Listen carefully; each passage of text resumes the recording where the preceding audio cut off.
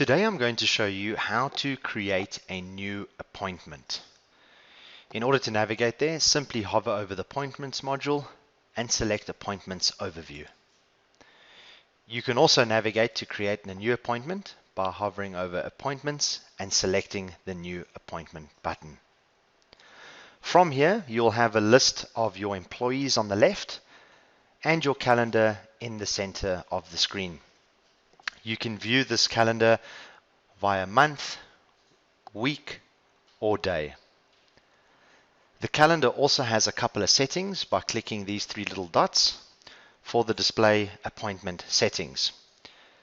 From here, you can select to show Saturdays or Sundays by selecting the toggle.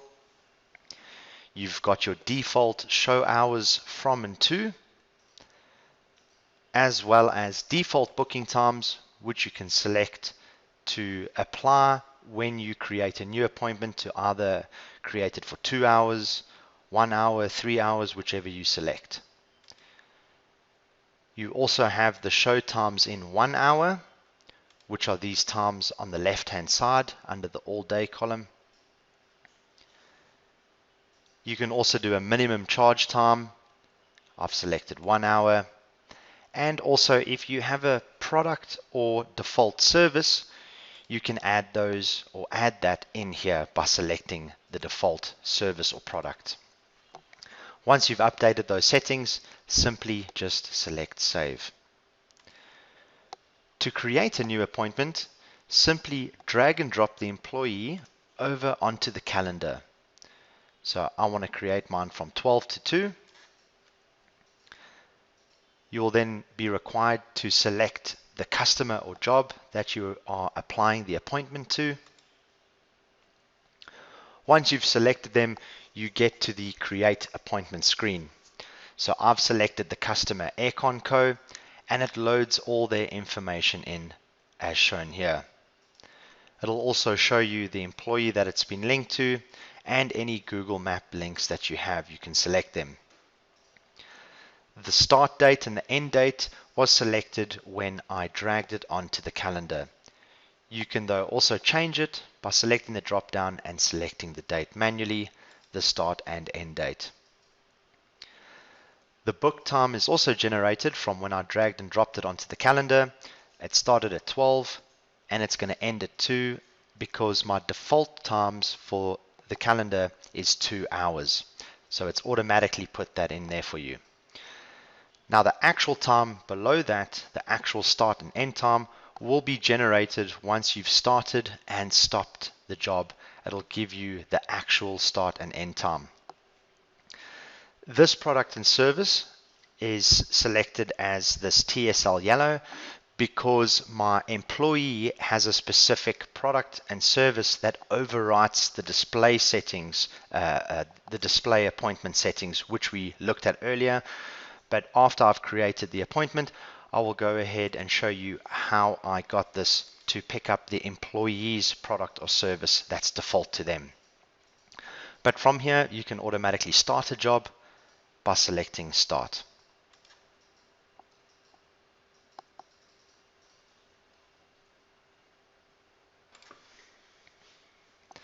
That is now started and saved the appointment.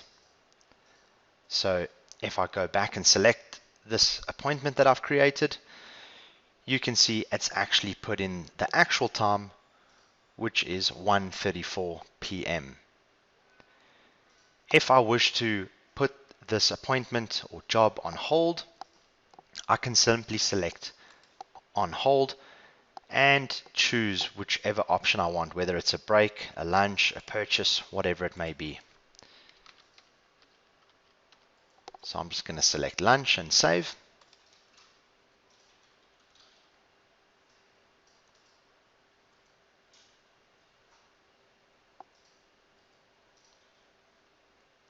And if I go back to the appointment, you will see that the job has been paused or the appointment has been paused. If I go ahead and start the appointment again,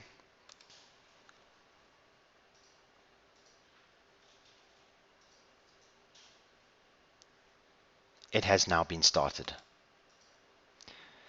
There's also a log to view those pauses or on hold moments by selecting this green clock button, and it will show you the different allocations of the job. So when it was started, when it was paused for the lunch.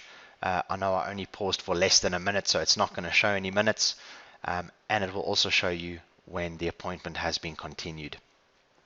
To navigate back to the appointment, just select one of the lines and it will take you back to the appointment.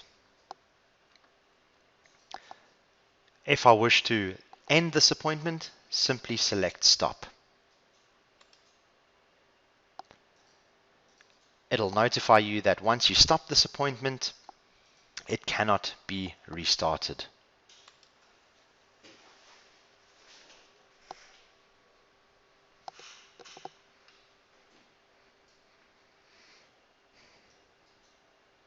So now the appointment has ended and been saved. So if I go back to it, you will see now everything is in read-only mode, and I cannot select any of these different options. I can go ahead and view any sort of options here. If I want to delete the appointment, copy the appointment to another day, repeat the appointment, or create an invoice for it, I also have those options in the appointment.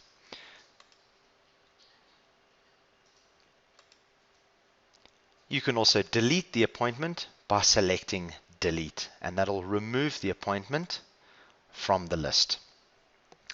Now, to navigate to the employee's default product that overrides these appointment settings, so how to override this default product by an employee specific default product or service, simply just go to the contacts option and select employees.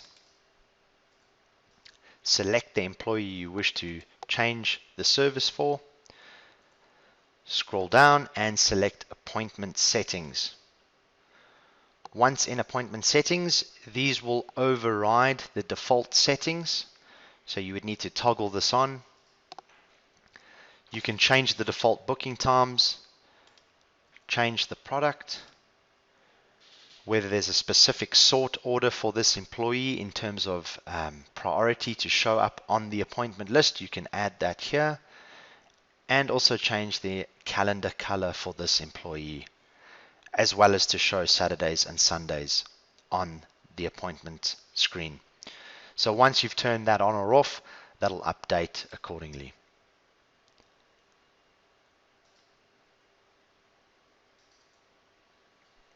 Once you've made your changes, just simply refresh the employee list.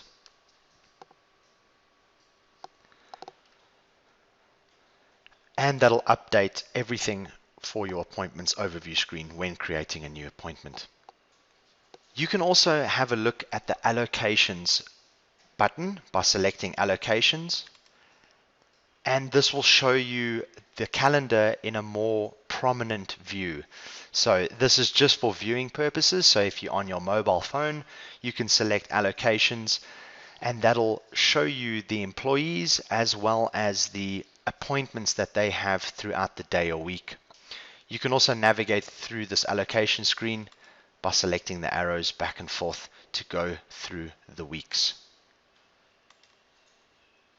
If you want the appointments overview or allocation screen to pop up as a default when logging into VS1 Cloud, simply go to the settings module.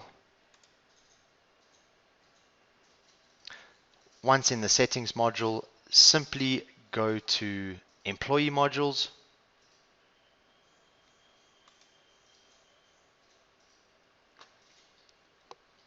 scroll down to employee modules, and you can select whether to launch the allocation or launch the appointment.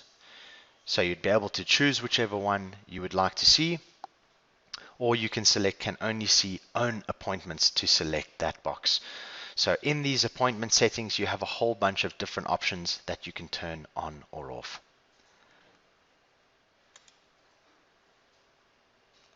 And that's how you create and use appointments.